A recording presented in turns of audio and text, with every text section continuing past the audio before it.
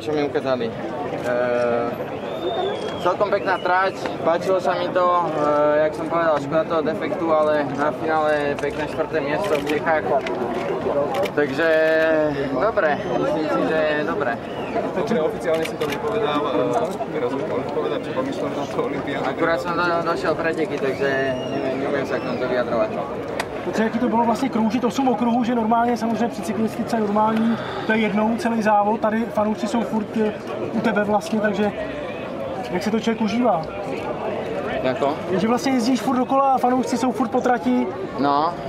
Jaký to bylo, protože je to něco jiného než běžný závod? Ja som jazdil horáky aj predtým, takže nie je to nič nové pre mňa. Je to také iné, je to rýchly pretek. Na ceste ma najviac nebaví, že prvé 4-5 hodín sa musíme viesť balíku, alebo teda že pretek sa začína až po 5 hodinách, tuto od štartu sa idú bomby až do cieľa a na finále je to celkom rýchlo, takže je to viac zabavné.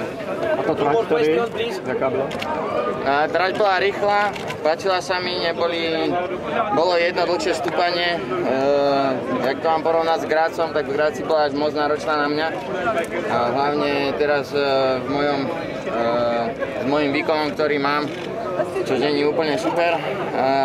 Takže celkom dobré, ja som spokojný. Peťo, ešte úprimne povedz, v tvojom prípade, keď si sa zranil, tak by to bol veľký prúser, väčší ako by niekto iný. Je to také, že možno tak podvedomí sa si šetriť, alebo išlo si?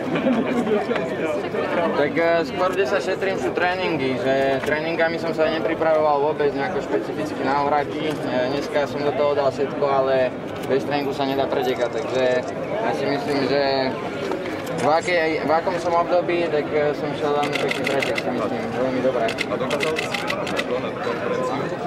Keby nebol to defekt, tak by to bolo aj na mene. Tak by to bolo možno čosi iné, no. Ale máš to aj na to, že to si dokázal. Tak